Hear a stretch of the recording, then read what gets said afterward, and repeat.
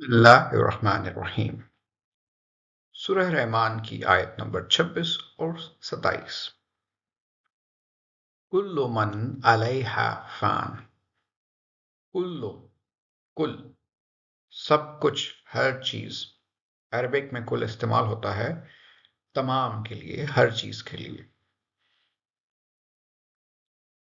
من is a high occurrence word of Quran which means whoever، جو کوئی۔ کلو من علیہا فان۔ علیہا اس پر۔ علیہ کو سمجھتے ہیں، ہم کہتے ہیں السلام علیکم۔ علیکم، علی اور کم۔ علی کہتے ہیں پر، اور جب کم آ جائے تو اس کا مطلب ہے تمام یا تم سب۔ یہاں پر کیا ہے؟ علیہا، علی اور ہا۔ علی از اگین پر، اور ہا اس پر۔ اور جب ہا لفظ کے آخر میں استعمال ہوتا ہے سو بیسیکلی فیمنن کے طور پہ استعمال ہوتا ہے، یہاں پہ مراد زمین لی گئی ہے۔ سو ہم کہتے ہیں کل من علیہا، ہر چیز جو کوئی اس پر ہے وہ کیا ہوگی؟ فان۔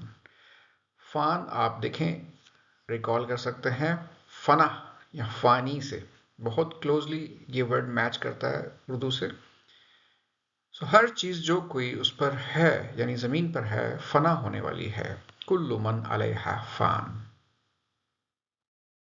آیت 27۔ وَيَبْقَى وَجْهُ رَبِّكَ ذُو الْجَلَالِ وَالْإِكْرَامِ۔ اس آیت میں اگر آپ غور کیجئے گا تو اللہ کے صفاتی نام ہیں ذو الجلال والاکرام، اور اس کے علاوہ یہاں دیکھیں یبقى، یہ آپ اس پہ لفظ غور کریں، یہ ہے باقی۔ ٹھیک ہے، اردو میں بھی ہم استعمال کرتے ہیں لفظ باقی۔ تو شروع کرتے ہیں وا، جو کہ قرآن کا ہائی ایکٹنس ورڈ ہے جس کا معنی ہے اینڈ یا اور۔ یبقى، یا مینز وہ، پھر آگے اگلا باقی یعنی یبقى وہ باقی رہے گا۔ وجہ، وجہ کہتے ہیں فیس کو، چہرے کو، بٹ آگے مراد ہم اللہ کی طرف نسبت کر رہے ہیں تو ہم کہتے ہیں تشبیہ دے رہے ہیں ہم اس کو ذات سے۔